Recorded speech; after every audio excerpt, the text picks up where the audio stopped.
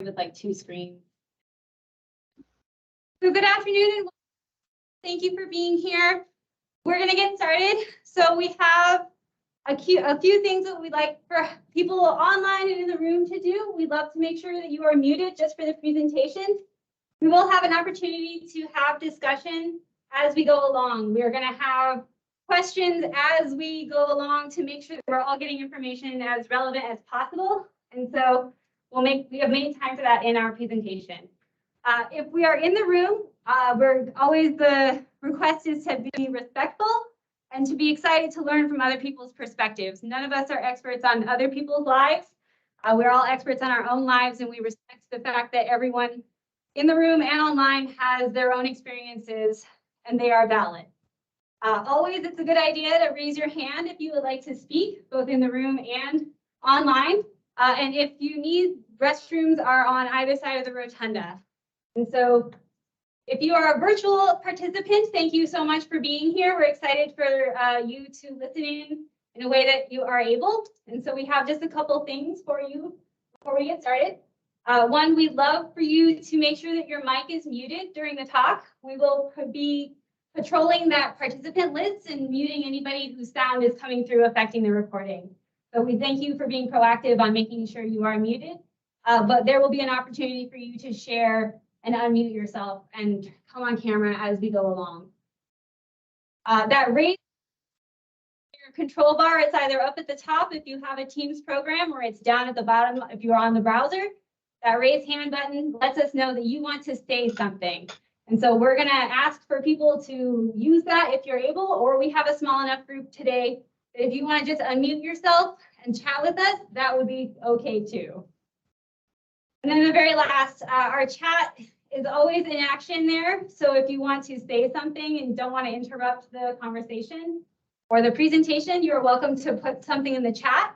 And our polls that we're going to be doing are going to come through in the chat as well. So that's something that we realized is a little bit interesting that they come through in the poll, or the chat. So please keep an eye out for that. If that dings at you, we're asking 2 polls today, so those will come through in the chat.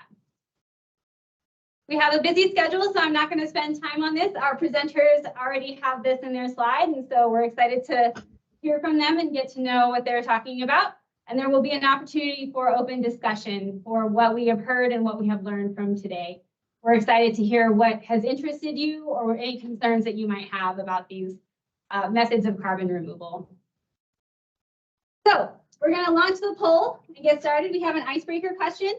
I like to make these super easy and friendly and conversational. And so our first poll today is, what kind of pets do you have in your family? And so again, that poll is going to come through in the chat.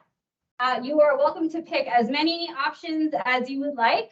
So does anyone have any dogs? I know I'm not a dog person. I do have cats. I don't have any fish or reptiles or amphibians. I personally do not have horses, but I know lots of people around here do. I know that there are at least a couple people that have llamas, camels, or alpaca in the area. A number of people have rabbits or have had rabbits in the past. Hamsters, guinea pigs, ferrets, any kind of small rodent pet that you might have. Because they do require love and a little bit of attention every now and then. And then if you have any other kind of weird pet, we would love to hear from you. And I'm going to leave that poll up so people can make their selections until we get to the second poll, which is going to be at the end of our presentation today. And so I think I'm just going to pass it off to our presenters. So I'm going to stop sharing right now, but I'm going to pull up your presentation and begin sharing that. And then I would love for you to go ahead and introduce yourself. So if you could let me know that you are seeing your presentation on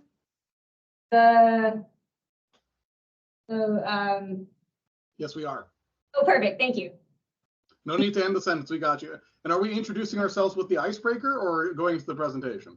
Oh, just introduce yourself, please, if you don't mind. Sure. I'm Matthew Randazzo. I am a advisor and consultant for tribes and nonprofits. I'm here representing my clients at Global Ocean Health today, which is a nonprofit that works on oceanic ecosystem issues.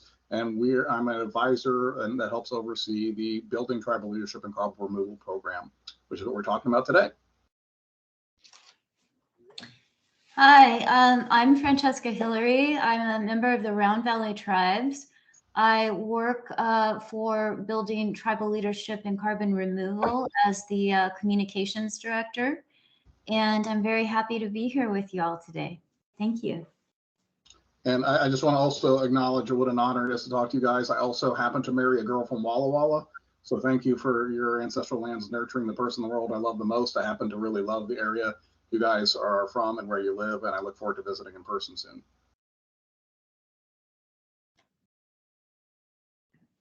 Perfect. You want to just get into it? Let's roll. Let's do it. All right, let's go to the second slide and Francesca, kick it off. Yeah. So our agenda is we're going to describe our work, global ocean health, building tribal leadership, and Matthew will eventually talk about where we're going from there with a national tribal program around carbon removal. We're going to talk about key terms of carbon dioxide removal and other greenhouse gases. Within the climate crisis, what does CDR mean? We'll do an intro to some of the major methods of carbon dioxide removal. We'll talk about some opposition and concerns to this emergent industry, as well as opportunities. Then we'll focus a bit on what this means, CDR means in Indian country. And then we'll give you a few resources, do a Q&A, and have some discussion. Next slide. Next slide.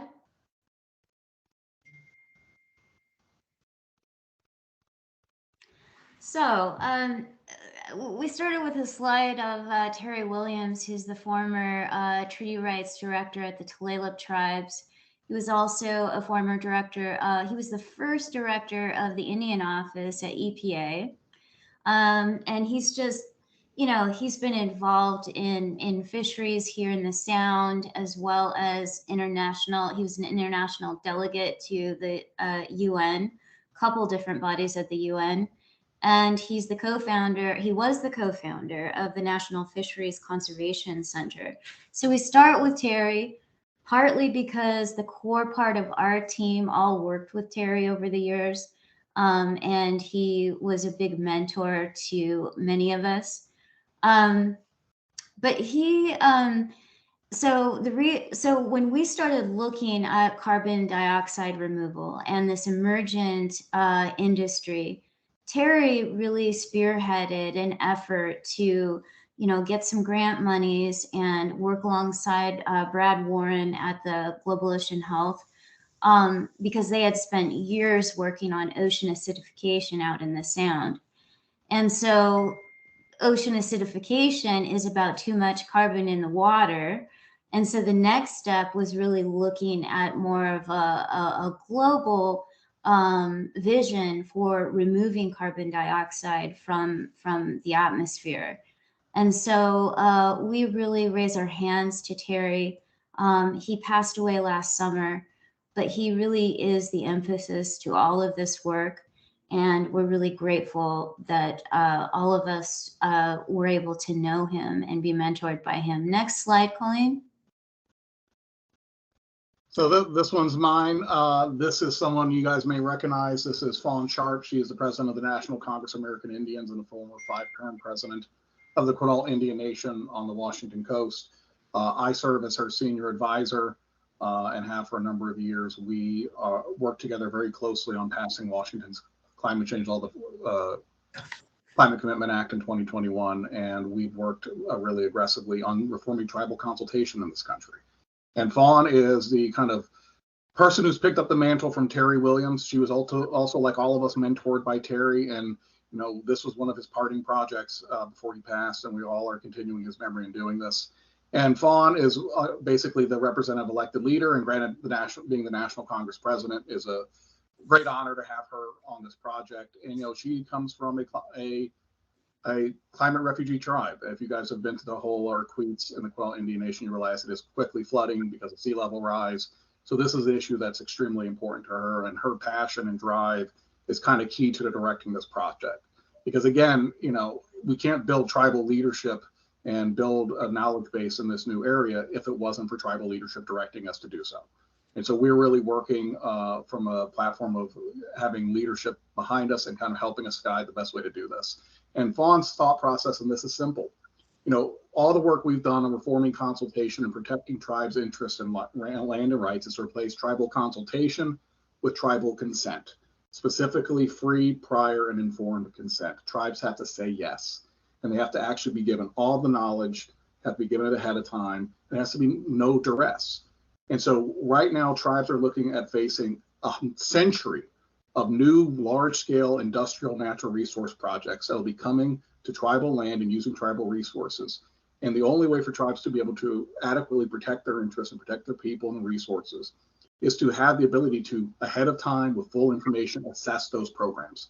Because we don't trust industry from experience, you know, one of the things Fawn and I've worked on a lot is killing coal terminals and oil trains, is we don't trust industry. So we're doing this work now to build the awareness and collect the knowledge and get the expertise together so that tribes can be fully informed of what's coming ahead of the game. So by the time real projects are coming off the ground, and as they already are starting to do, tribes are operating with full interest, full transparency, and the ability to make really informed decisions for their people. Next slide.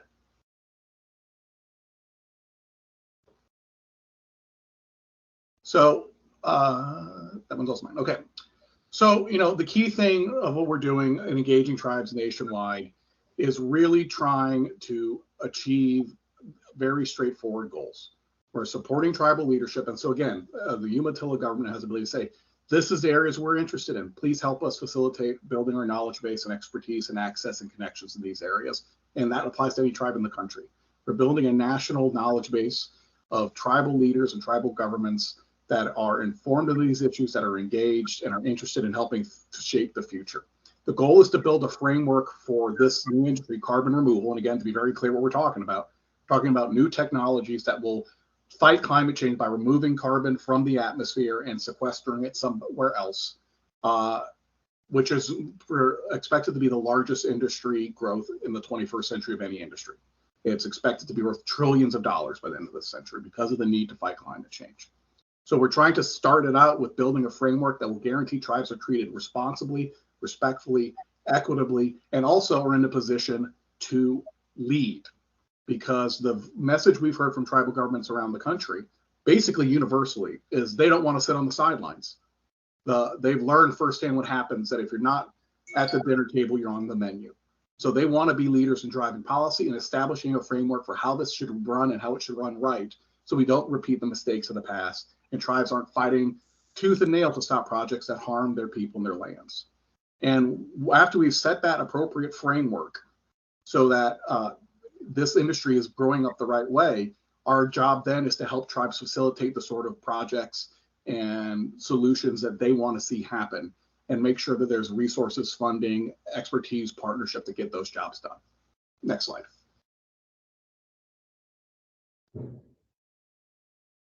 And I hand off to Francesca for one of the most difficult assignments of this presentation. Let's all bear with her because this is not fun. Go with it.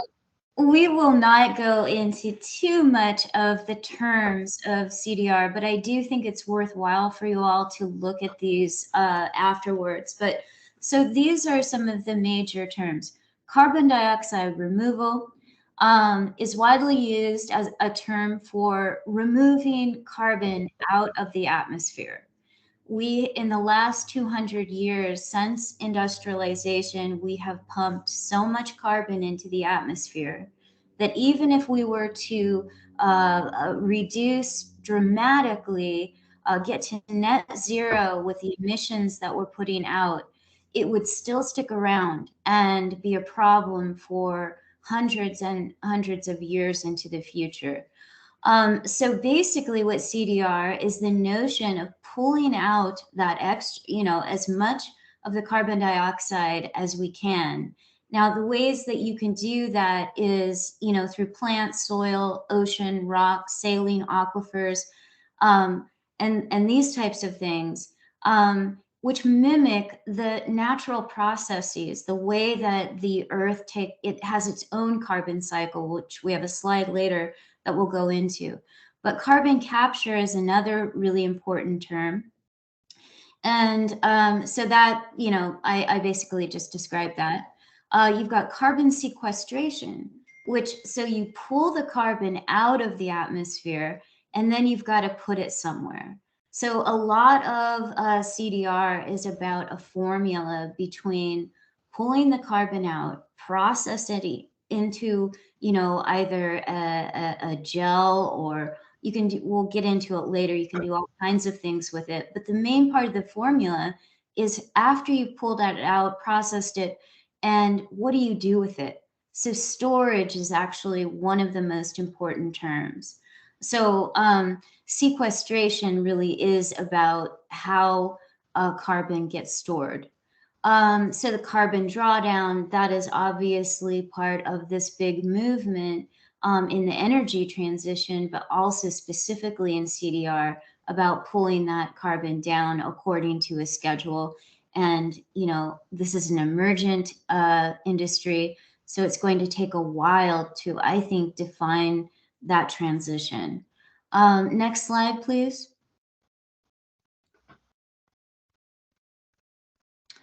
So there are two important distinctions which are getting confused in the public right now. So CDR, carbon dioxide removal, is different from CCS, carbon capture and sequestration.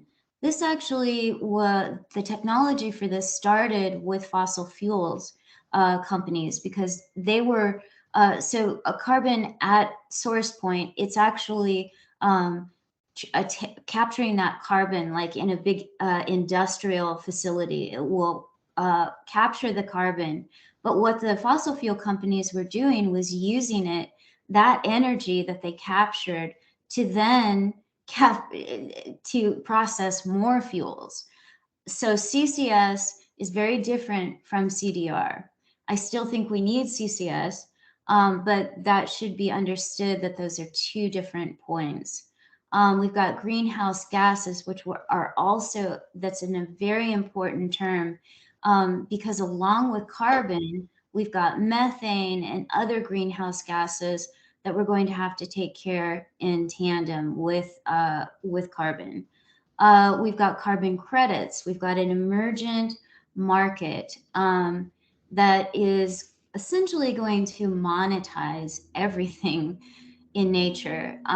There are some drawbacks to that, and I think that I'm very interested to see what the discussion will be around that regarding the tribes. But at the same token, you know, we've capitalized nature for a long time. So next slide. So we've got carbon offsets, and so many of us are already familiar with carbon offsets, because I mean, my tribe was one of the first tribes in California to actually get in on the cap and trade. And I think, I forgot how much it was, but I think we got several $1 million to essentially set aside thousands of acres of our timberland and not do anything with it, right? So that's the offset market, where another entity pays you to just kind of take care of your natural resources and not do anything with them. You've got carbon farming. This is part of this emergent industry in many different ways. And so anyway, you can look at these later, but I think one of the important ones here is natural solutions or nature-based solutions, and we'll get into that later, because I do think that for the tribes, this will be a big focus for a lot of tribes. So next slide. And so guys, yeah, go ahead, Matt. So guys, as I know, because I am a civilian who is not a scientist, I know we have a lot of distinguished scientists and policy folks in the audience too, who some of the stuff we talk about is very rudimentary, and we have folks who are civilians like me who might have their heads swimming. And so bear with us. This slide is just a basic reminder of exactly what we're talking about. We have a problem where we've emitted too much carbon. It's going into the atmosphere from industrial uses, but also from things like wildfire, which has become an enormous emitter of carbon. I used to be the #2 at the State Department of Natural Resources in Washington, and wildfire became the second largest carbon emitter in Washington State. I don't know the numbers for Oregon, but I bet it's equivalent or similar. And so once you have that CO2 cycle that goes in the atmosphere, we have the wonderful benefit of nature and vegetation as we have photosynthesis that then takes the carbon out of the atmosphere and sequesters it in things like trees and plants and soil. But again, that then creates another dynamic where that decaying organic matter in the ground then again becomes things like fossil fuels, and then becomes carbon that's removed from the earth again. So we're in this cycle that we're removing the carbon we sequester, we're cutting it down in our forests, we're emitting it into the air, we're burning up the forest, and we're not taking that carbon out. So you go to the next slide. And the impacts are obvious. I don't need to tell the Umatilla tribe that climate change is real. We know it's real. We've seen, I myself am a Hurricane Katrina refugee from New Orleans. I lost everything out in catastrophic flooding. I can't tell you how many folks we know that have lost things in wildfire the last 2 years, or from flooding, or from freak storm events. This is real. And the reality is we don't have a lot of time to fix it before we have apocalyptic bad impacts. And again, we're in this unique dynamic. No one who is looking at this from a natural ecosystem-based viewpoint like we are, and I'm assuming a lot of folks in the room are, want to be having to build new industrial facilities to undo the damage done by industrial facilities. But we also are in a situation where, because of the world we live in, carbon emissions are not going to be cut due to the economic and political impacts of doing so to a degree necessary to avert the worst catastrophes. So we're doing this as a last recourse, as a Hail Mary pass, because we don't have a better option. But it's important for us to see the reason why is because the stakes are so high. I have kids. I know a lot of you folks in the room have kids or grandkids. We're leaving them a uninhabitable, unpleasant, dangerous world to live in if we don't make serious technological advances and serious policy advances in addressing climate change.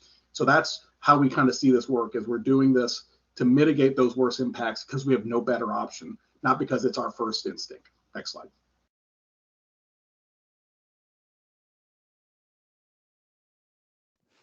And so getting back to, the solutions, we have no choice. We put this little graphic in here because it really does show these different areas that we are looking at. Colleen, next slide, please. This is a great graphic because you can see across the landscape to the shoreline how we might be able to use some of these different methodologies. But you've got coastal blue carbon, eelgrass, mangroves. Per acre, they actually store more carbon than our forests do.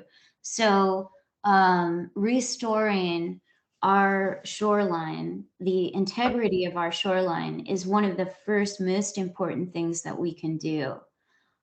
We can, again, go into chemical weathering of rocks, just like the earth does itself.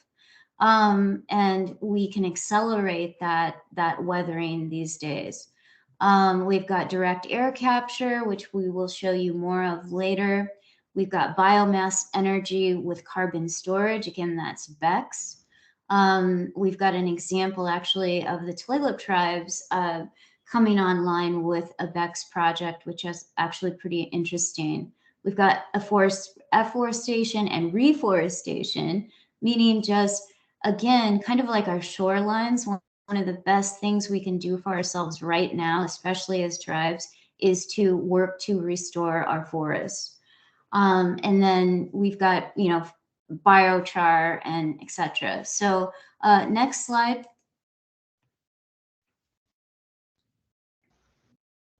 So one thing that's very interesting, Matthew's going to talk about some of the public policy that's come online and just even in the last year. But direct air capture is actually turning out to be kind of industrial policy for the United States right now for the transition. And you see that in these federal policy bills that were passed last year, like the Inflation Reduction Act and the Bipartisan Infrastructure bill, as well as the CHIPS Act. But all of this is essentially looking at how we actually implement, probably for the first time federally since the Eisenhower or Truman or whoever built the great interstate system, a freeway interstate system in the United States. We have not had a coherent industrial policy in the United States for a long time. So with the transition, the feds are really privileging direct air capture.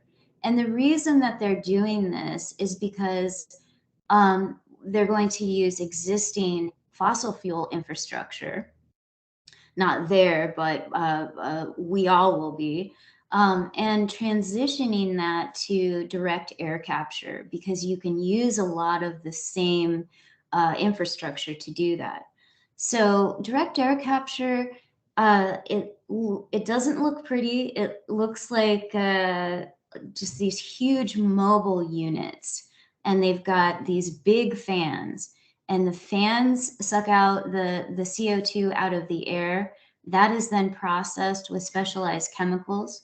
And one reason it's so expensive at this point is because they're only, out of 1 million particles, they're only identifying a handful of those, right? So it's an expensive process.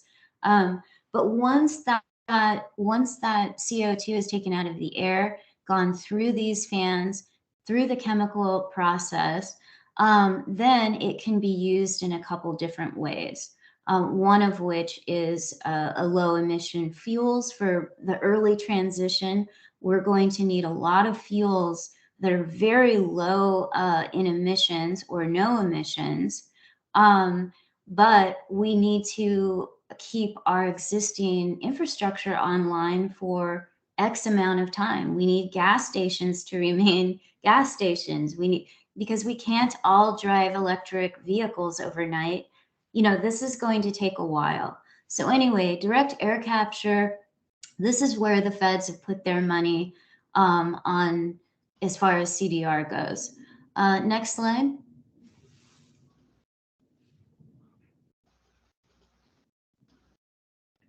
Actually, I was hoping we could pause here and see if anyone has questions, maybe about direct air capture specifically. Okay. I know that I have a question kind of about the fuel components. We operate a couple fueling stations that are always kind of a point of contention for the carbon trading bills that go through the Oregon and Washington legislature. That idea that our fueling stations, we always advocate that our fueling stations should be exempt from any of those, and the legislature has thoughts on that. And so I was wondering if you could comment a little bit on the fuels as they might feed into that carbon market that you're going to talk about in a little bit, or maybe we can save that for that slide. Francesca, you want me to take that one, or you want it? Yeah, go ahead, Matthew. So when we wrote the Climate Commitment Act in Washington State, this was a big issue. Like a lot of folks, the native consulting firm I work out of, one of our clients is Cougar Den, which I assume probably you guys might be in business with for your fueling stations. And so this was a conversation that was really highly developed, and politically it was not possible to exempt tribal gas stations in Washington State from the impacts of a cap and trade tax, basically cap and trade program. And so you've seen tribal gas stations have a 50 cent per gallon impact, more or less, in Washington State because of the cost of climate change policy. That is not universally popular. There's certainly a lot of very good sovereignty arguments and social equity arguments, and I say this as someone who tried to advocate to get tribes exempt. In my experience, and certainly my experience in Oregon and Salem, I think you guys will have a difficult time succeeding at that as well. I think the key problem with direct air capture is its enormous energy intensiveness and the need for a sustained regular use of fuel. And because of that, right now, the most likely way of fueling that is natural gas.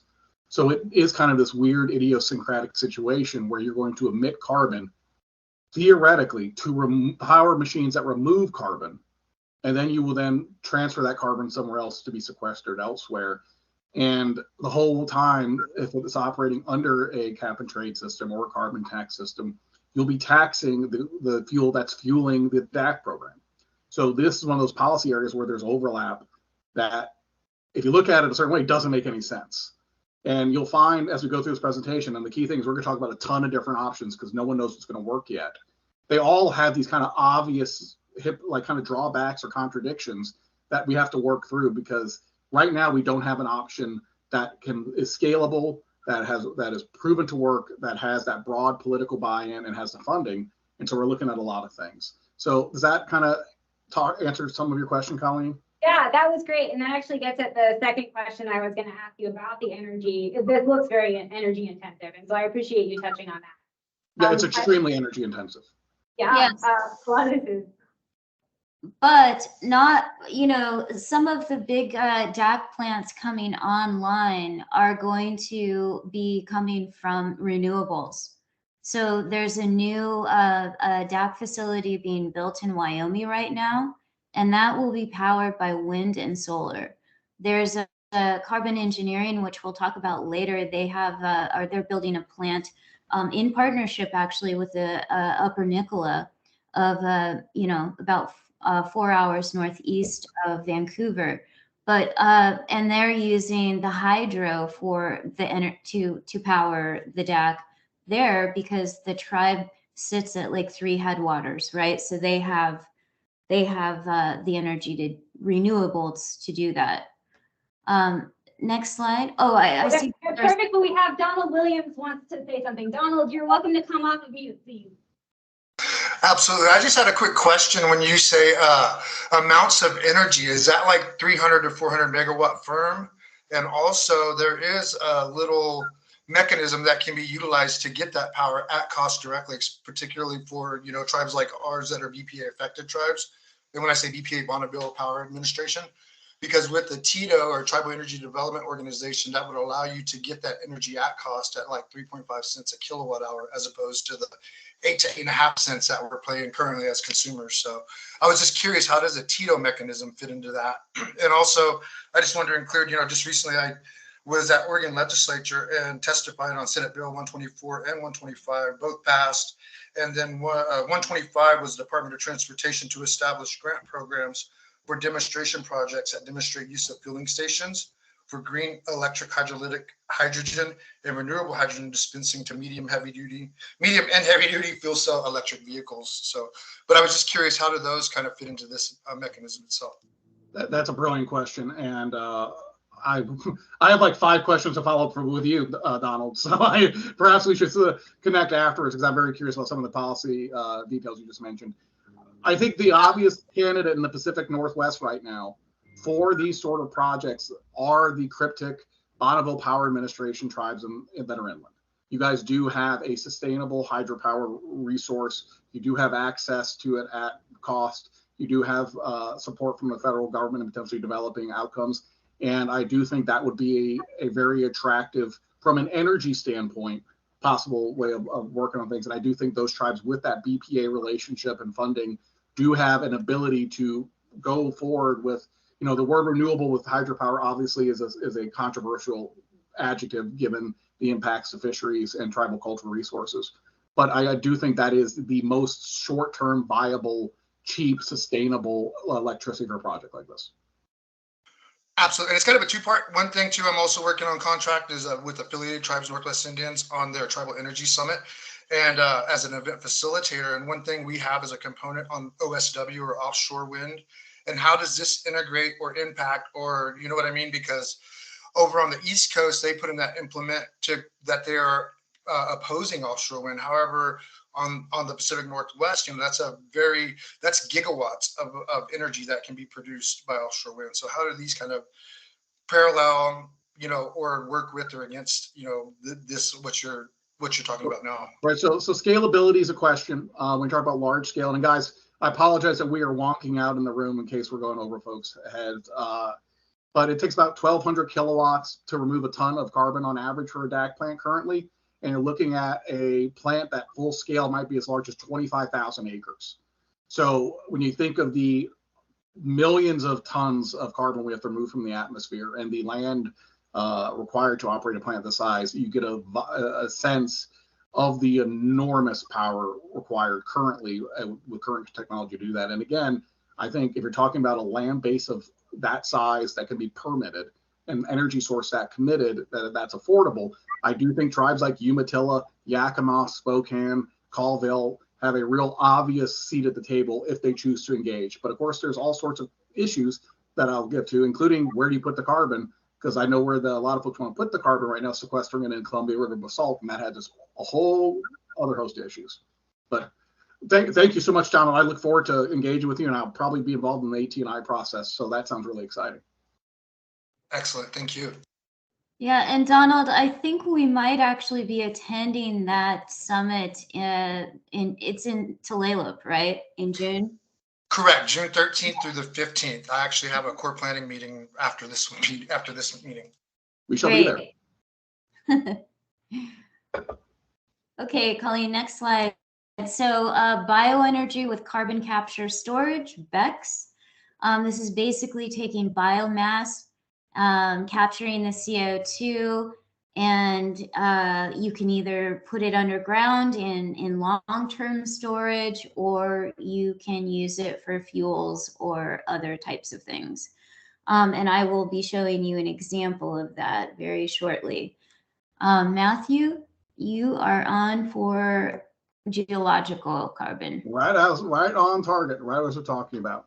So, if you talk to folks in the industry, and again, I'm not representing an industry viewpoint, I tend to be skeptical of all industries. So I'm just saying, if you talk to folks in the industry currently, the one that folks feel most confident has a strong scientific backing currently, and again, I'm a skeptic, so I'm just prefacing all this, is storing carbon in the ground, in geological formations deep in the earth that have the suspected ability to safely and stably store carbon for eons.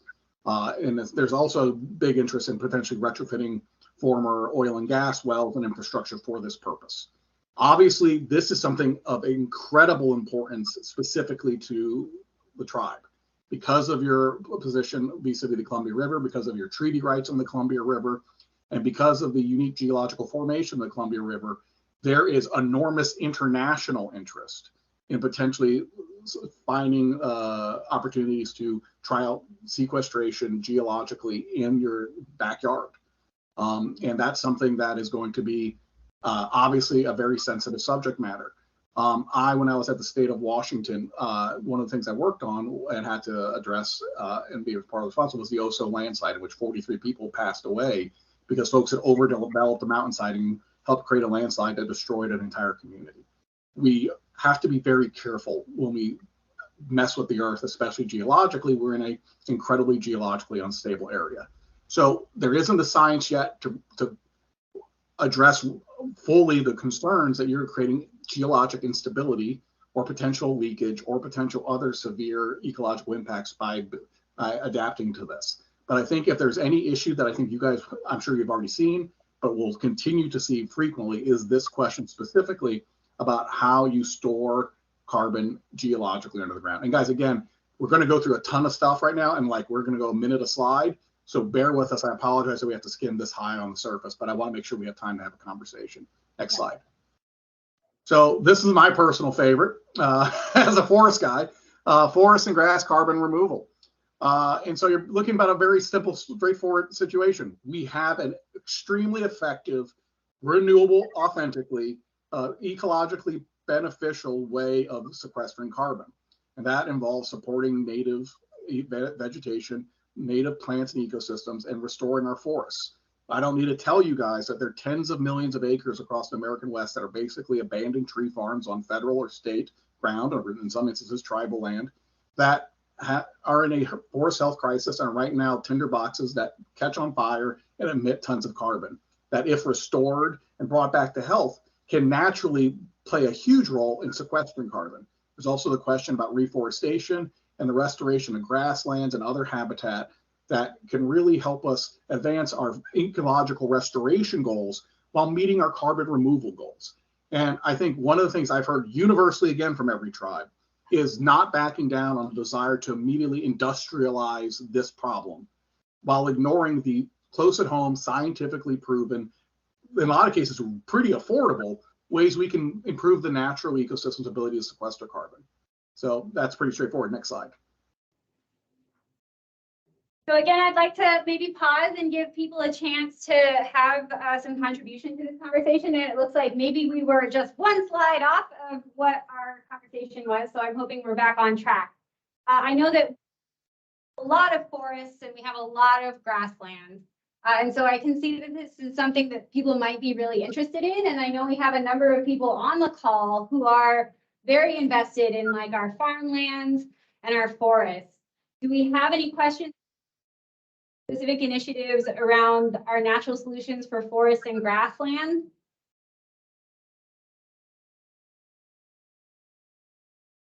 Give it 20 more seconds. Well, 15. Okay, I think maybe we're just kind of getting into it and we might have discussion and questions at the end. So thank you. Oh, we got one hand up. I would love for Andrea to say something, please. Thank you, Colleen. So I have a lot of general questions about what we could do as an individual on our tribe's land as landowners. And I asked, we're really needing to have some innovation where a lot of us are really wanting some different projects, even to get the tribe started with carbon sequestration, or I had EESP, which is the environmental program in DNR, did some geo studies, and I didn't see the results of it. I've also done Haney tests to see about the health of my soil, but I think in general it would be nice to find those resources that could put it into action. As far as I've gone to land staff conferences that we talk about carbon, but it is still a little foreign to a lot of us as far as like where our hands can be on the ground to do something, immediate results, I guess. I have this question all the time, and one of the things we'll be doing that we'll be talking about later is the work we intend to do helping tribes kind of do those carbon assessments and then look at what are the near-term immediate benefits. Because again, this is one of those problems. If everything's theoretical and way into the future, it's hard to motivate people to care. It's hard to motivate people to have hope. While getting your hands dirty and making something happen in the short term tends to build hope and engagement and investment. And so we totally get that. You're not alone. We hear that from tribes around the country, that can we do right away? And I know that there's some federal funding coming to tribes from the EPA this year about helping make those plans and trying to put them into action in the short term. And we want to be a partner with you guys any way we can in helping facilitate that. Yeah, and thank you for bringing that up. So we are planning to apply for one of the non-competitive. So that closes April 28th. And after that closes for states and other municipalities to apply to that, then they look at how much money they have and they will let us know how much we are able to ask for. But we are planning to apply for that. That is due June 15th. And we look forward to working with Global Ocean Health, continuing to work with you. So thank you again for being a resource to us. Awesome. And I'll talk about how we'll be having a consortium of tribal governments dedicated to this issue that will provide assistance to each other, so we can pool resources and expertise. That's later in the slide. One thing you can do as an individual is how you plant your garden, how you plant farmland. And that's what we're talking about up here is things like no-till soil cultivation, uses of different agricultural practices. There's going to be a major kind of reckoning on both agriculture and livestock raising about ways that we can continue these obviously fundamental parts of human civilization, but do so in a way that helps sequester carbon. And I think there's a lot of super interesting science going on about different ways we can work with soils to more enrich themselves with sequestered carbon. And I am so over my head in some of it. I apologize. I will not be able to be too deep into the answer. But the whole goal is to improve soil quality, increase food production, and in the meantime, be able to monitor the carbon that's removed from the atmosphere and sequestered in soil, and hopefully develop ways to facilitate that, use certain types of soil or cultivation or irrigation that facilitate that, and try to turn all the hundreds of millions of acres of farmland across the world into something that plays as aggressive a role in fighting this climate crisis as possible. Next slide. And so biochar is directly connected to this, and this is one where of all these, this is the one I think of the technological approaches. Where are we? Am I on the wrong slide? Did I skip a slide? Oh, okay. Can we go to slide 18? Okay, did we do soil carbon? I can skip that. Oh no, actually, I think let's keep moving. Okay. Log down. So biochar is something that's really exciting, which is basically the concept of burning plant waste from agriculture, forestry in a low oxygen environment, and then using that to create a stable carbon dense material that can be stored in various different ways. They also can be used in things like agriculture, irrigation, and also things related to other environmental restoration concepts. Again, this is one of those things I could go into way into detail, but I'm looking at time. Theoretically, we should be getting through 20 slides in 8 minutes. So Colleen, I'm trying kind of at your beck and call about how fast you want me to blast through things. It's okay. We'll move a little bit quicker. We have that half hour for discussion that I think we're rolling into the presentation. So does anyone have anything specific to say about biochar? No, it's of interest for some of the USDA researchers and the U.S. Forest Service, but it's real shaky science. So they'll sell it to you like it's real miracle, but there's some questions behind it. Yep, I mean, USDA and the Forest Service has invested extensively in forest biomass going back 15 years. I been involved in that since the beginning. You've seen a lot of claims made. You know, if you ask people 15 years ago, facilities across the Northwest would be running on biomass. You'd be taking all the slash in the forest, burning it up, and then using it to power things. And so far, the science has not allowed that to be adaptable on the large scale that was hoped for. And biochar is in that similar category of, you know, ways of adapting, you know, existing natural resource usage and finding a way to more effectively and compactly sequester carbon and deliver extra benefits. I know the federal government is investing a great deal of resources into it. I know a lot of tribes are as well. So it's going to be, I think of all the things we're talking about, biochar might be the one, the science and kind of MRV, the monitoring and confirmation of its impact will advance the quickest. So I think we'll have a lot more understanding of biochar the next few years. And that's wonderful. And we're going to move on, but I just want to flag that second to the bottom bullet point that you've got on there, that it could be used as carbon black. That's a conversation we've had internally about how do we maybe produce some of these things better. So I just wanted to flag that it could be an industry component as well. Thank you very much for highlighting that. No problem. Next slide, Francesca. Yeah, so we've really covered mineralization, which I think one of the things we need to look out for this, you know, essentially taking chemicals plus rocks, natural way that things happen, speeding it up and putting it over our lands and waters. I mean, I think one of the things we're going to have to look out for is, well, you know, how does that actually affect, especially the water, you know, thinking of what that might do to just the ecosystem.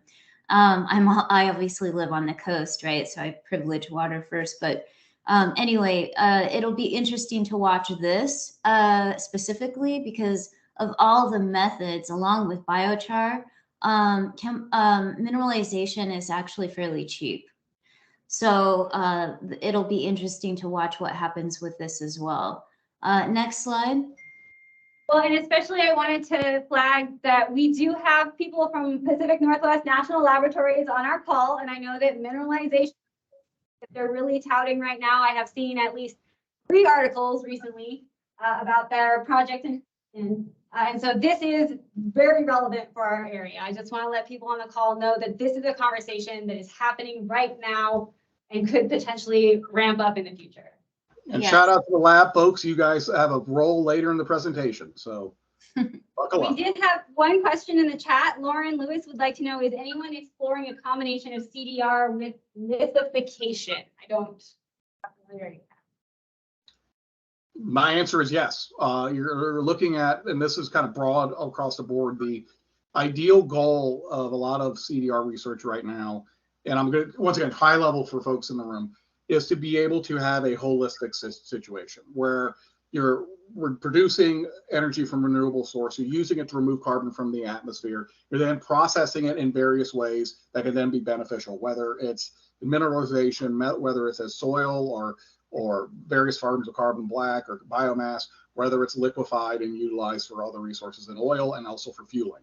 So there's folks right now are hoping that they can use renewable resources, take carbon out of the atmosphere, and then use the byproducts of carbon removal to then create fuel that you can then use to fuel more carbon removal. It's like there's this, something sounds almost like a perpetual motion machine that some folks are working on that they believe in the future will be the goal here, is to have this be one part of a holistic kind of natural resource and utility system where as a byproduct of producing energy, we're cleaning up the atmosphere. We'll see if it works. Great, thanks, Colleen. So marine CDR, this is something that we really started out with this year, simply because so many of our folks came out of marine. There's a lot of potential, but because we don't understand, especially when you're talking deeper ocean, we don't understand our own oceans enough. It's going to take a while with some of this stuff. But some of the elements, the methods in marine are artificial downwelling, deep sea storage. That's actually very interesting, but also controversial, simply because we don't really understand what our ecosystems on our deep sea beds look like. We just don't understand them because we haven't really been able to get to them. There's macro algae cultivation, there's micro algae cultivation. These are both really interesting in the sense that with macro, this is basically our kelp, getting back to that point of restoration of our nearshore waters. We can use a lot of restoring kelp beds and whatnot to actually help. Now, can kelp really store carbon in the way that would make worth doing? I'm not really sure. I don't think anyone is certain yet, but the co-benefits of restoring those ecosystems are so important that I don't really think it matters at this point. But you can also, the medical industry uses a lot of kelp. They're even looking at kelp and other types of seaweed to integrate into cattle feed so that it stops some of the methane burps, right? Which is actually a pretty big contribution to the larger global emissions pie. Next slide. Well, and again, I would like to just say this is something that I personally have thought was really interesting. I know that CTUIR is not directly a coastal tribe, and so we do not have trust land next to the ocean. But it does seem exciting, cautiously optimistic, again, cautiously curious. That idea of how maybe we can combine some of these economies with our coastal tribal partners. They might be producing kelp or algae. We might have, we have a lot of feedlots out here. We have a lot of cattle out here. There might be an opportunity for us to do these existing industries better.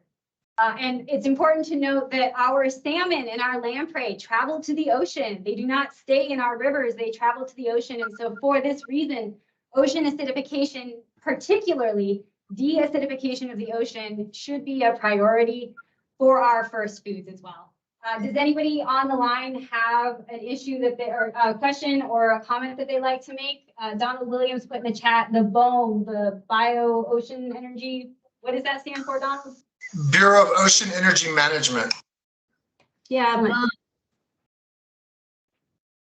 Okay, we'll give it 10 seconds for anybody who would like to say something. Well, I'd like to say I strongly support the Umatilla tribe's oceanic fishery treaty rights that you guys have exercised since time immemorial. So if ever guys want to talk about a project on the mouth of Columbia River, I'm here for you. Thank you very much. So next category is carbon tech. There's a lot of potential in carbon tech. which is essentially like some of these methods that I said you can use for different things, like either biofuels or, you know, one thing you can do with that captured black carbon is that it's so strong in its concentrated form. And now, you know, they're starting to use it in cement. They're starting to use it in all kinds of different building materials. They're looking at it as a way to replace plastics and packaging. So there's so much that we could actually do with carbon tech, but it doesn't generally have as long of a storage. So that's really the most important thing in this emergent field right now. I think when we're looking at how to use this captured carbon, it tends not to have the storage capacity that, you know, sequestering it underground would have. Next slide. Okay, first couple seconds for anybody to jump in if they'd like to ask questions.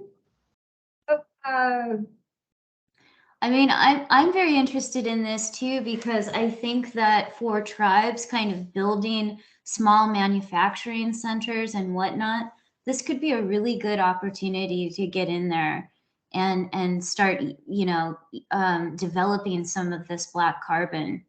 Yeah, that was a thought that I had as well, was we use so much plastic. You know, we have a resort and a casino, we have a medical health center that requires things to be sterile, and to do that, usually we wrap things in plastic. How cool would it be to do that with, you know, bioplastic? Something that was created from the earth is actually sequestering, and you don't have to necessarily feel bad about throwing it in the garbage, because we're actually sequestering carbon when it goes into the landfill. So for me, that was actually kind of exciting. I know it's not a perfect way of doing things, but again, we're talking about how do we make existing industries a little bit less harmful. Exactly. And I think that's really all we can ask for in the early part of the transition. We literally need to transition out of a petroleum-based economy. Everything that we do or wear, well, at least our shoes and our athletic gear, I mean, it has petroleum in it, right? So I think there's a lot of, there could be a lot of potential here in carbon tech. Next slide. This is really kind of the same thing, but one of those key terms is carbon utilization. So capturing the carbon, aside from sequestering it, these are all the different things that we could use the capture carbon for. Next slide. And Matt, this is your slide, right? Indeed, it is. So, I mean, again, I'm going to go through this a little bit quickly because I think the audience probably understands this. But a carbon credit, what is a carbon credit? It is basically a verifiable amount of carbon that you're sequestering that you can then market and sell to folks who are either polluting or trying to mitigate the impacts of climate change. And again, a key thing about this is the concept of additionality. Whatever you're doing can't be something you already intend to do, can't be something you're legally mandated to do. It has to be something in addition. So if you're, you know, I'll go forestry because it's an easy example. If you're harvesting a forest and you're required by law to replant it, you can't then sell the carbon credit if you tend to harvest it again right away. You know, however, if you intend to not harvest it for 125 years, that will be additional to what you're typically doing, and you can then sell that as carbon credits. That then goes into a carbon market, which is where people buy the credits, and obviously the prices fluctuate like any other free trade market. And again, a carbon offset is another similar thing where you're mitigating the carbon emissions that you're doing by doing projects that have an impact that's positive for the environment. Lastly, cap and trade carbon market is again a place where a government will limit the total amount of carbon that can be emitted, and then also put a price on offsetting that carbon that is emitted that you have to buy a carbon credit for. So it's this obviously is the way that states along the Pacific coast and the Northeast currently manage climate change emissions reduction. It has its pluses and minuses. It's certainly, from my experience, which has been extensive, it's very open to being gamed by corporations. and also very hard to verify a lot of the claims that are made. So it's a lot of kinks to work out. But right now, our leaders, basically across the first world, are pretty much focused on having a market-based mechanism to reduce emissions. So this is it currently. Over time, we'll see how that evolves. Next slide. Oh, thank you. And I just wanted to highlight that there are definitely a diverse set of opinions about carbon crediting within all tribal communities and within this tribal community specifically.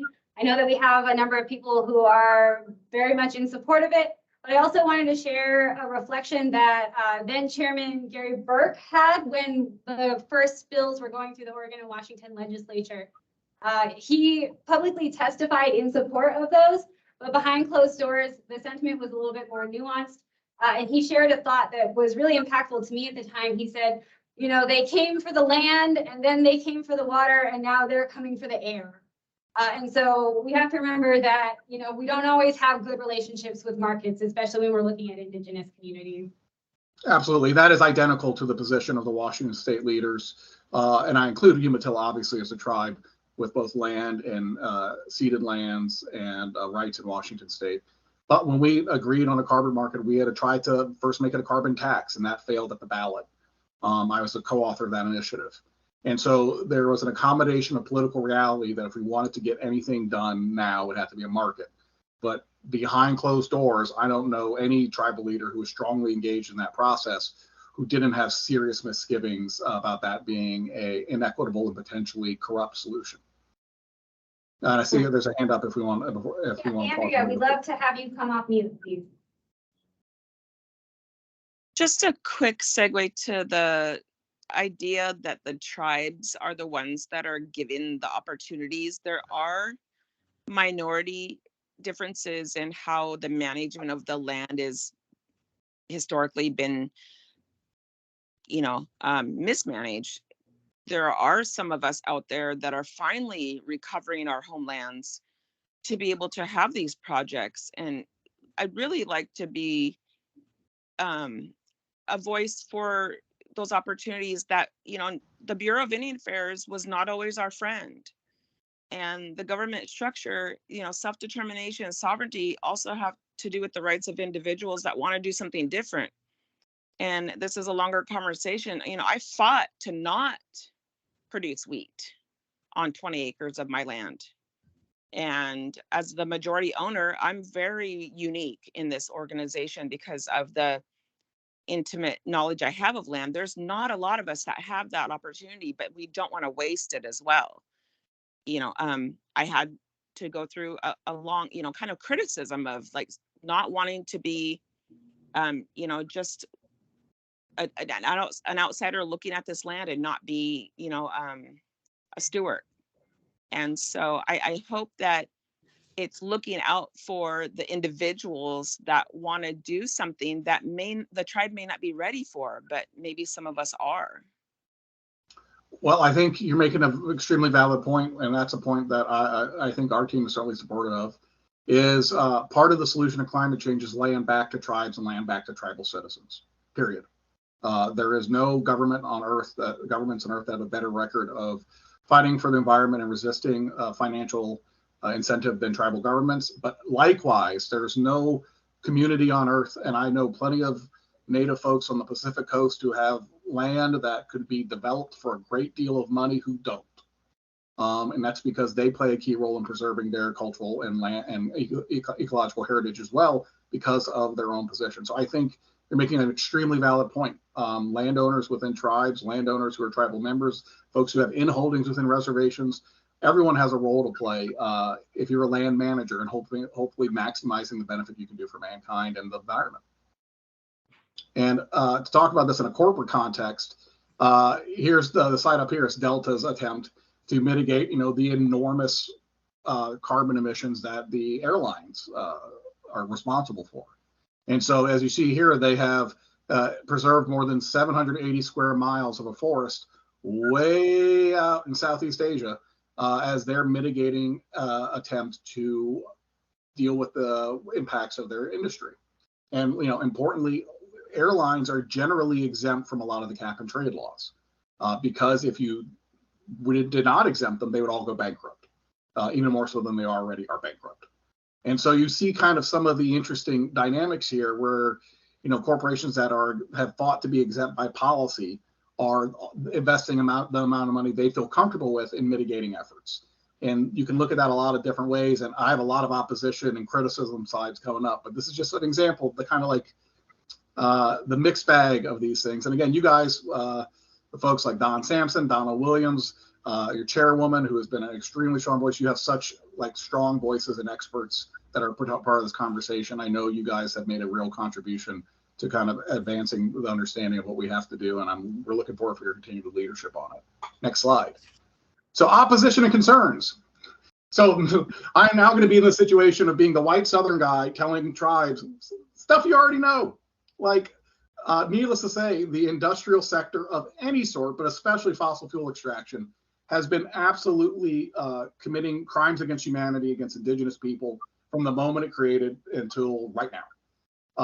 And we are in a situation where not just tribes, but any disadvantaged community, any disempowered community, and I'll just say, frankly, from my position, anyone who isn't rich is at risk from a vast new large-scale industrialization process that, we're positioned as it's inevitably going to happen. And it probably has no choice but to happen. But the inherent threat of this is every bit as big as the opportunity. And the opportunity currently, I've talked to folks at Exxon and British Petroleum who say the possible carbon removal industry will be larger than the fossil fuel industry ever was. And so we're talking about the largest, most rich industry on Earth being formulated in the next century. So how on earth do we avoid the catastrophic mistakes of the past? How on earth do we mitigate and prepare and, sideboard this in a way that it actually is as equitable as possible, as ecologically sound as possible, as scientifically proven as possible, and to be very frank, is co-led by the tribal nations whose lands and resources and expertise are going to be instrumental in making it happen. And so that's really our project, to go, listen, we are not okay with this being business as usual. We're here to help facilitate tribes having the position at the table to have all the information and resources they have to come in and defend their interests and advance the policies they want to advance in the space, because the history is damning and we're not going to let it happen again. That's our hope. Next slide. So obviously we're in a situation where there are a lot of reasons why this isn't the solution. First off, we're already too far gone. There is no one solution to climate change. We have massively messed up. And you're not going to clean that up with one new technology or 20 new technologies. There's going to have to be emission reduction with this. And not least which, because for this to be equitable at all, it can't be that large scale corporations and governments, which are the real victim here. If you look at individual contributions from people, it's negligible. These are militaries and corporations that are largely responsible for the emissions we deal with. They have to come down. They have to come down. And the other reason why that is because with current technology, hey, and maybe there's nuclear fission or something down the road that provides us with extremely large amounts of cheap energy safely. Currently, CDR is outside of some of the natural solutions, which planting a tree is affordable. Engineered approaches to CDR are expensive. They take a ton of energy. They're risky, and they haven't been proven at a scale where they'll be meaningfully effective. That doesn't mean we don't pursue them, but it means right now, anyone who's coming to you and trying to sell you, a bill of goods where, hey, this is a solution to climate change. Hey, we're going to we're going to really reverse course, are lying. There is not credible reason to believe that this is that big of a part of the solution yet. It very well could be. But we just want to caveat this, that we're coming from that skeptical perspective and not coming to try to sell an industry to anybody. We're saying we don't really have a choice. Next slide.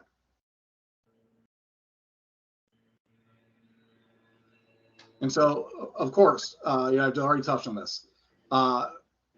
It would be great if we could rely solely on natural-based solutions. It'd be wonderful. We need to. The environment is in ecosystem collapse. Former wildlife rehabber, trust me, animals from baby hummingbirds to elk are all getting catastrophic impacts from climate change and environmental degradation. Anyway, if we can utilize the fight against climate change to help restore ecosystems and working lands that sustain carbon, obviously that's something we want to do, but it's not going to be enough. The science is pretty clear. We do not have enough land, and we do not have a photosynthesis cycle that's sufficient to undo the enormous industrial damage we've done for a century and a half. And so in closing on these kind of general opposition and concerns, it's going to take a ton of land, a ton of water, a ton of energy to make any of these things work at a large scale. And anytime you require that much land, that much energy, that much resource, that much water, that much money, that much permitting authority, tribes have typically been absolutely mistreated across the board, whether it's government, corporations, local government, whoever. And so next slide. You know, and again, as you see, I can go down all of these, and I don't need to, because again, I think this is things you guys all know. You guys are policy folks or tribal members. You've all seen all the reasons why people come in and have projects and you have reason to be skeptical, from the inequity of the project to the inequity in how profits are shared, to the way things are built, to utilizing things that are bad for the environment, to the risk of public safety from pipeline leaks, explosions, trail derailments, geological impacts from sequestering in the ground. And again, I'm a guy that fights fossil fuel companies largely for a living the last decade. I don't want to get these folks off the hook. I don't want to greenwash them. I'm not trying to say, hey, if you did this, now you get to just get a bunch of money and be part of the solution and be praised. Like there's a lot of reason to be hesitant as you go into this field to make sure we're not being part of being party and accomplices to people getting off the hook for almost destroying the entire planet. Next slide, and I see we have a question. Yeah, Kathy, if you want to come off of mute and share with us, you're invited to do so.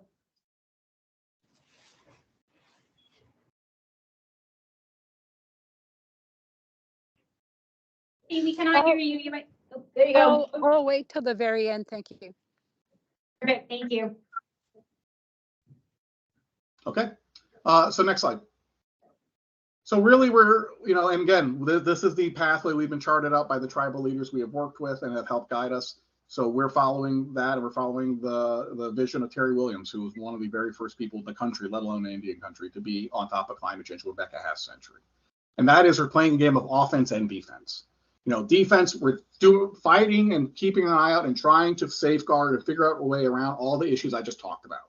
And again, we're going to be doing researches in everything from how you compensate tribes to how water resources are shared, how land bases are impacted. If you can think of it, we're currently trying to figure out a way to fund getting that information in front of tribes as efficiently and as possible, so that as these projects come, you guys are in a position to work with other partner governments, work with your citizens, work with local communities, and do what's best.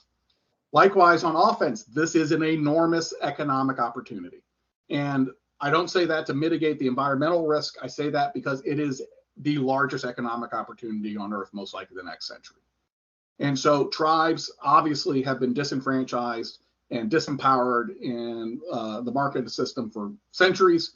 And this is an opportunity to get on the ground floor and help be leaders of a large-scale economic development process globally that hopefully will be used as an instrument for also developing practices that support, that enrich, that help tribes prosper and help defend their rights.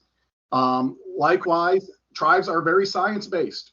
I mean, if you're operating in a situation where you're a land-based people and you have a natural resource economy, science is science, and what doesn't work, whether you like it or not. And tribes have been very, very, very strong voices for the past half century on requiring things that actually are proven to work, not things that have good press. And I think that role is going to be integral in the CDR industry, because right now you have a bunch of venture capital folks who are making huge claims, and you need someone to ground truth that, because if it just sounds good in a press release, that doesn't mean it's going to be good for the environment and the world. And again, I'll say it again, I don't see a way out of this crisis without tribes being the leaders of this conversation in America. There's no one else who has the resources, the expertise, and the ethic to make this grow right and go and succeed in a way that isn't a negative for the environment and the world at large. Next slide. So again, there are a few areas where there's a ton of funding right now. And that's the other thing is this is a situation where Umatilla, and you guys already talked about working with federal partners on grants, where there are considerable resources to kind of get engaged and do research, but also have the co-benefit of, in many ways, giving you better information and funding research you want to do on your lands to begin with. I can tell you a number of tribes I'm talking to are looking at their forests they manage, looking at farmland they own, looking at their fisheries and going, how can I utilize this conversation to fund research that'll be beneficial across the board? And so in Washington State, the Climate Commitment Act, my precious, my favorite achievement, in that is a 10% mandate that 10% of all carbon revenues go to tribes. So in the next few years, that's going to be billions of dollars. And so that is an extremely viable pathway for you guys to obtain resources. Again, though there is some controversy, I mean, there's opposition to some folks having you guys at the table in the state of Washington. You guys are 1,000,000% applicable to get grants under the Climate Commitment Act. You guys obviously have ceded lands and lands in Washington State, and you have tribal heritage from Washington State. So there's going to be $20 million in the budget this year, most likely for greenhouse gas removal research and projects. Strongly encourage you to look at it. We obviously have the 3 federal acts we're looking at: the Inflation Reduction Act, bipartisan infrastructure law, and CHIPS. All 3 of those also have multiple opportunities for funding that we strongly encourage you to look at. If the feds and the state governments are going to provide the resources for us to get on the ground and get some work done and kind of help lead this conversation, we want to do it. Next slide.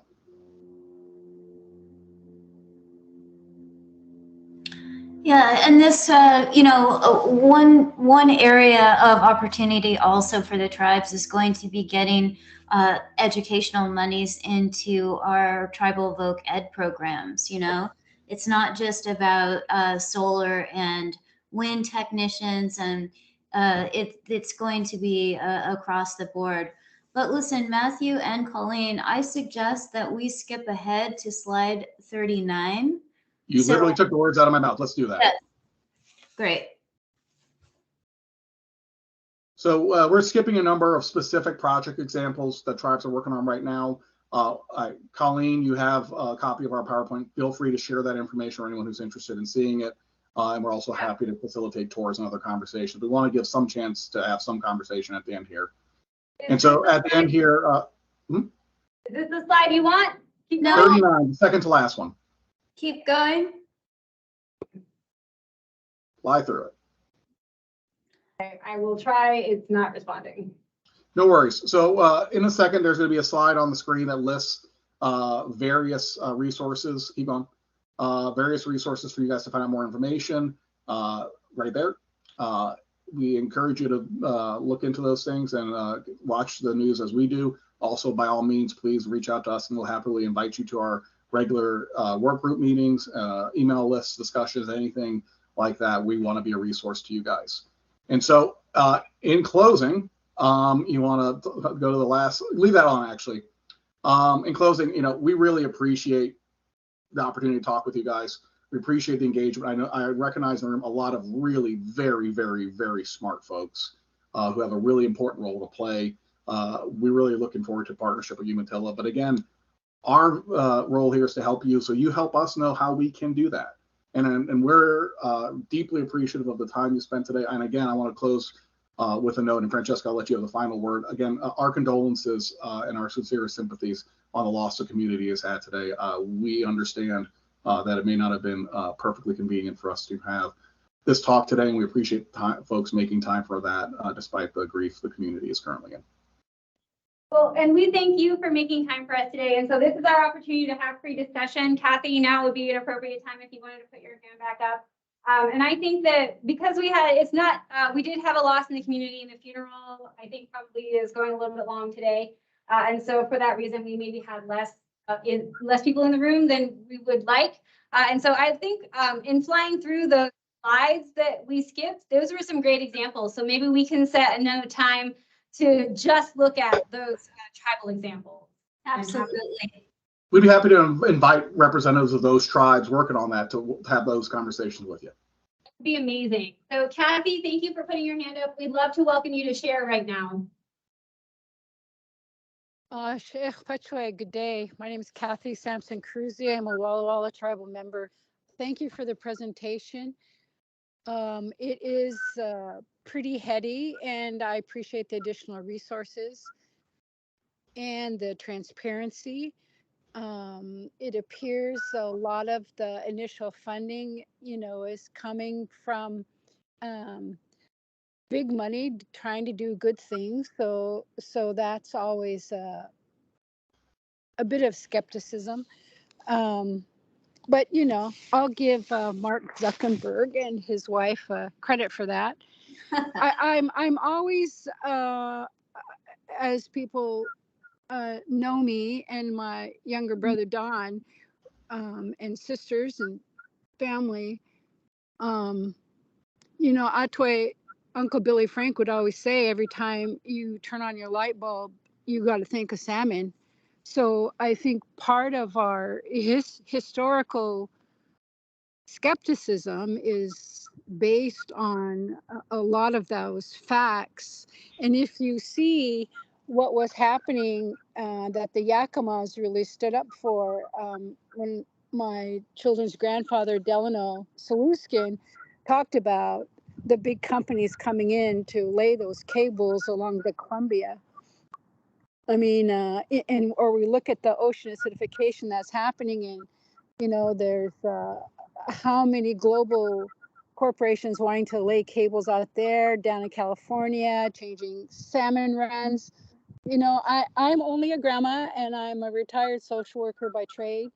So it takes a double read for me to grasp some of the information you've discussed. But you know, I'm sitting here looking at the ocean right now, and in all her glory, I don't know if I could support anything that does more harm to the water than we've already done. I don't like the idea of retrofitting fracked fossil fuel plant. And I don't even like the mention of nuclear fission, because we're fighting small modular nuclear reactors right now in the state of Oregon. And we live next to the Superfund sites that are, you know, dotted across the Northwest. So just in closing, again, I thank you.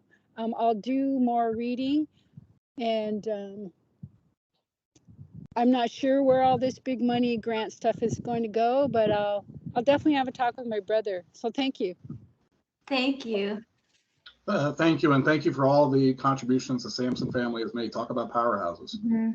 And needless to say, we come from a skeptical viewpoint, and that's where the impetus of this project is. But we're going to be looking towards folks with the knowledge and leadership role that you have and other folks have to help guide us on what is the best way to support your tribe and any tribe as they navigate this.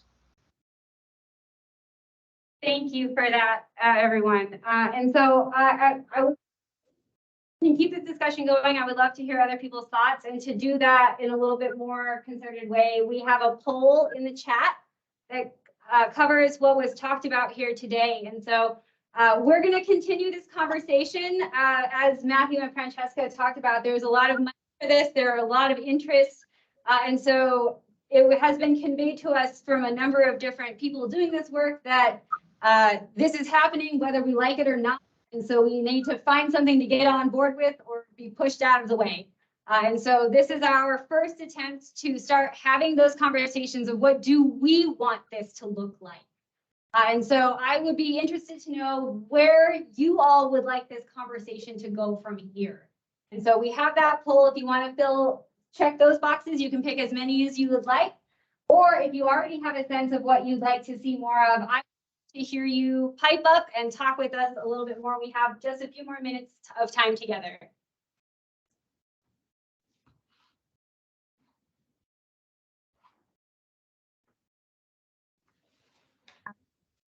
So Althea, if you're there, I might lean on you because you're always reliable of guidance for me personally. What are your thoughts after seeing this presentation, if you're willing to share with us? Hi, Colleen. Well, I don't know if my thoughts should be shared.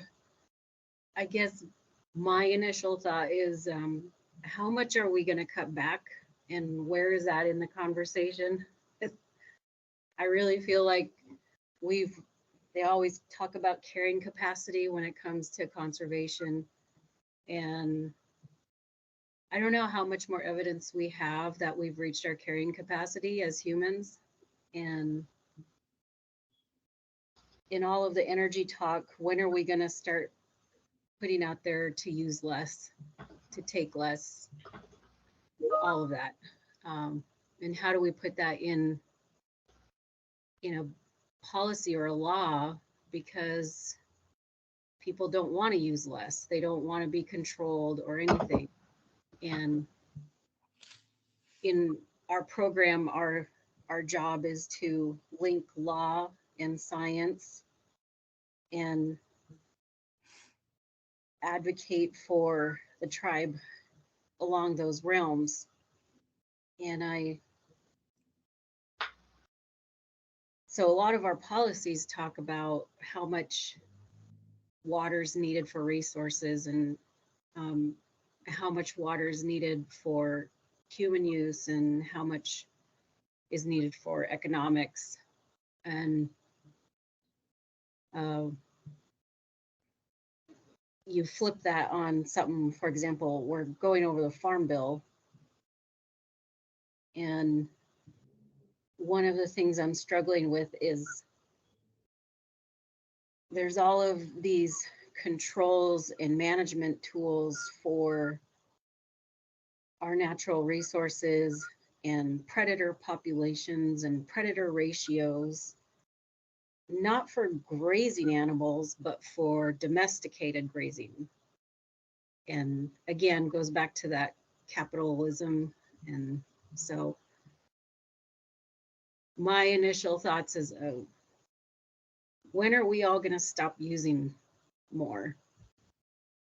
And so I'm distracted with that. So I haven't answered the poll yet because I'm still struggling. When are we going to start policing ourselves as much as we police our resources? Because that's the unwritten part of the unwritten law for us tribes, is we used to be our own population control. The ceremonies, the participation in ceremonies, it's very energy consuming, and you have to put your differences aside to participate in ceremonies and come together, and you can't police that. And that's where our discipline comes from as a people, is being together. And when we come together, we do, and it's not in a bad way, but we are more considerate when we're together, and we police ourselves in that way.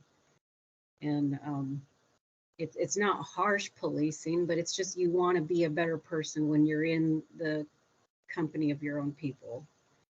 And when we don't do that, we kind of let things slide.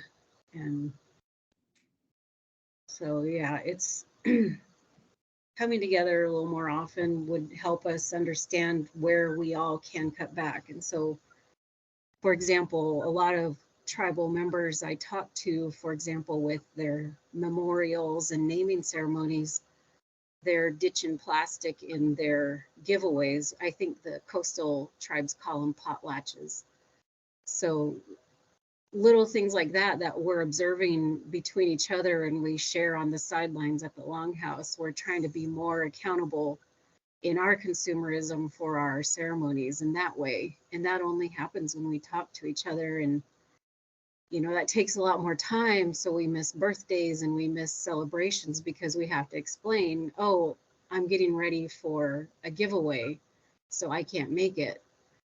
But that's one way I think socially we're trying to be more accountable and bring our, private climate activism into the equation of how can we do better as individuals while our government catches up to what we're feeling. Thanks, Colleen. Thank you for those thoughts, Althea. I really appreciate it. Yes.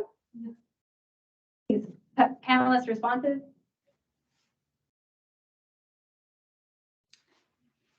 You're muted, Matthew. We can see you talking.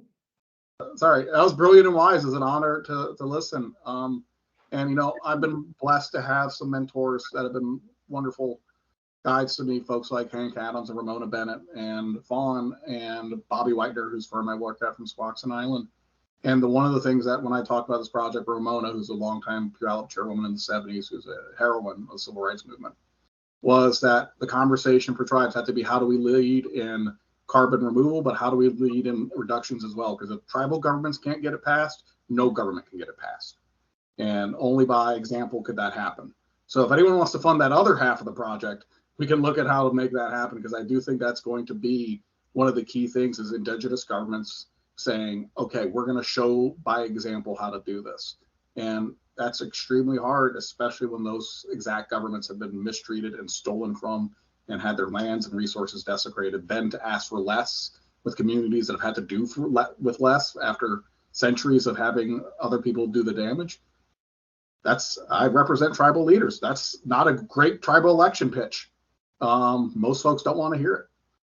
And so the leaders that have that vision that can make that happen are going to be integral to the survival of mankind. And Althea, I think your words, you could transcribe it and put it in an op-ed and it could run in any newspaper.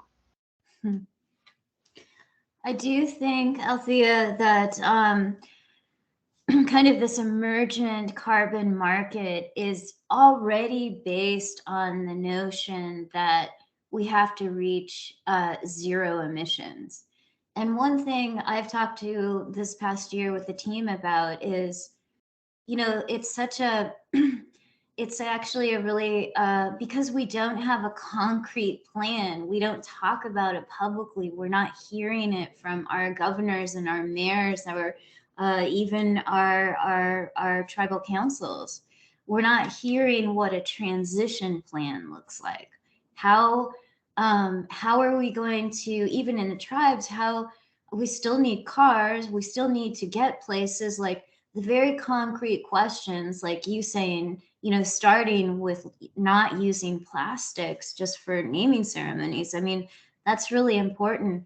But I think what you bring up is the fact that we don't have a good language, vocabulary, let alone a plan for what a real transition looks like. And I do want to stress again that carbon dioxide removal, especially as it is now, it's an emergent industry. It's a small part of cleaning climate pollution up, right? But I agree with you in everything that you said. I just feel like we don't have a great language nor a great plan to actually stop using as much energy as we do. Yeah, thank you, both of you. And I put my hand up because I wanted to, again, and I always have this conversation with folks, there is only a certain amount of change that an individual can make. And it is rugged individualism that has gotten us into the problem, along with a whole host of other issues.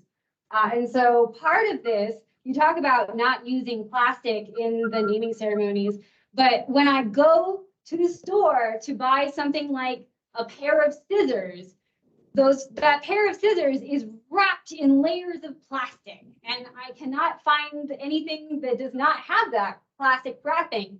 Those scissors do not need to be wrapped in plastic.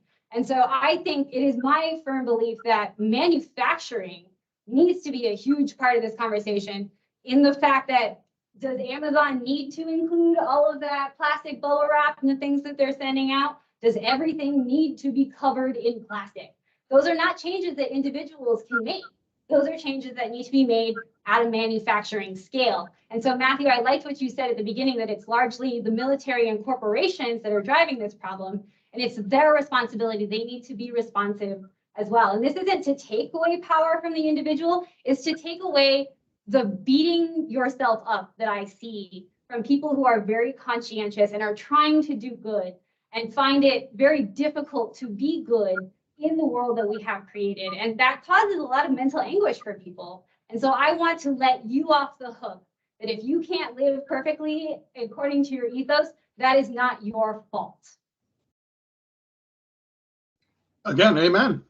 The best thing, and this again, I'm a political operative, but I've been able to help see some pretty good change come through. The most important thing someone can do is direct political action. Let's take on the big guys. Let's Absolutely. take on Department of Defense. Matthew, I spent my time on pipeline resistance camps. Have you? You know, the like-minded folks. But again, guys, I do have a 3:15 I have to run to. I can't tell you how much Francesca and I are appreciative of the time. The wonderful, incredibly distinguished folks have been in this room already. We have a lot of respect for everyone here. And again, thank you, Colleen.